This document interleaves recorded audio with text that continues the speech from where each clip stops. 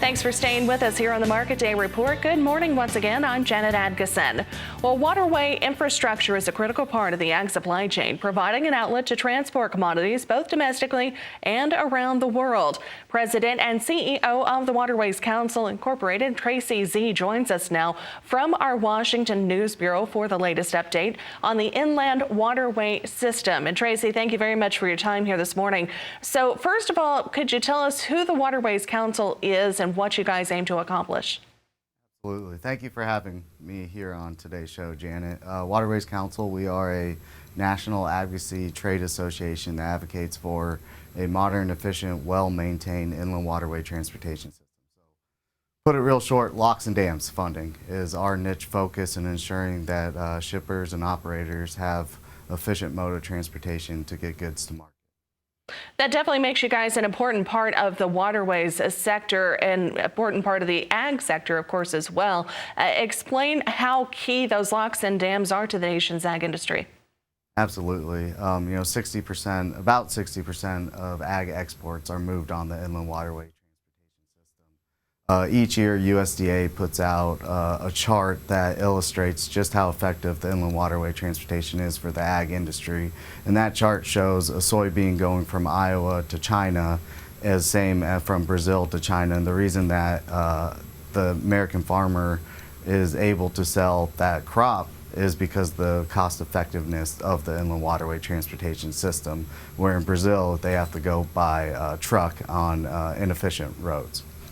What legislative action are you guys focused on right now related to the inland waterway system? What do you guys want to see?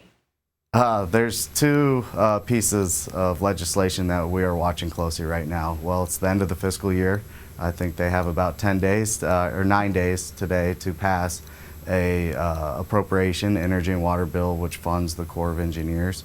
It's looking like that's not going to pass until about December. They're going to do a continuing resolution, which in there that funds our locks and dam system through a fuel tax that our operators pay 29 cents a gallon. The second piece of legislation that we are watching is the Water Resources Development Act, which is the policy bill for the Corps of Engineers. And there's a specific piece that would really help the inland waterways in that bill, and that's adjusting the cost share for construction projects on the inland waterway transportation system. So it would add about additional $130 million to construction, which would make help the Corps of Engineers efficiently construct these projects and move the timeline to the left and hopefully keep costs down in a market right now where all costs are increasing. And Tracy, finally, what is the Navigation and Ecosystem Sustainability Program?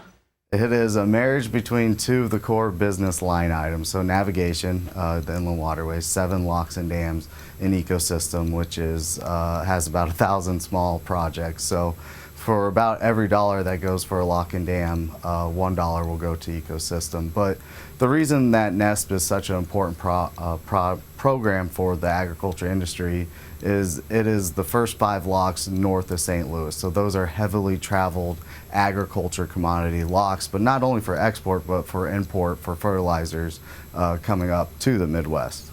All right. Well, Tracy, thank you very much for your insight today. We appreciate it.